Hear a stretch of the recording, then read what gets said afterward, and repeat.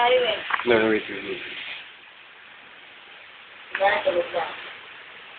Hello. It was 4 a.m. in the morning. Ganito ang buhay namin sa Dubai. Pagkayaring magtrabaho, wala kasing pasok bukas, kaya ito, galing sa gimikan. Ito to, mga pagod. Oh, tol, kaway ka naman, oh. Tol, kaway. Si Mildred.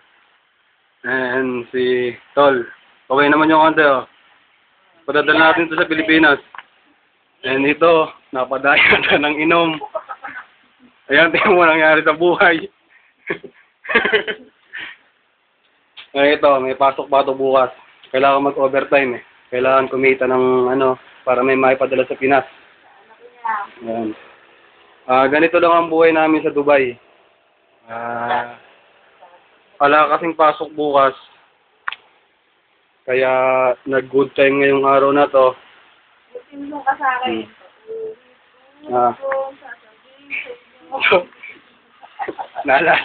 Nalaso na yata ito. Teka, pakikita muna ako sa camera. Ayan. Wow, pogi. Parang si Loper yan. Yung po yung nanarate. Hindi maklaro, parang galing. Hello. Tol, kumaway ka naman. Padadala natin ito sa Pinas. Oy, yung mga taga-Pinas. Dito sa Dubai. Yan. Kita nyo naman po, ang bahay namin inuupahan. Halos. Para kami kinatay ng sardinas. Para kaming maliit lang. Pero ito naman electric fan. Ayan na. Ayan na, tatlo yan. Kaya yung mga pera pinadadala namin dyan sa Pinas, ayusin nyo naman ng mabuti kasi, sa Pinas, ang dito.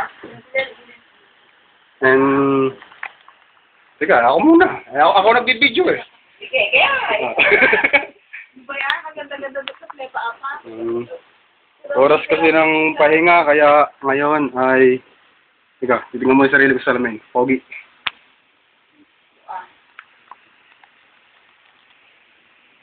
Hindi makita.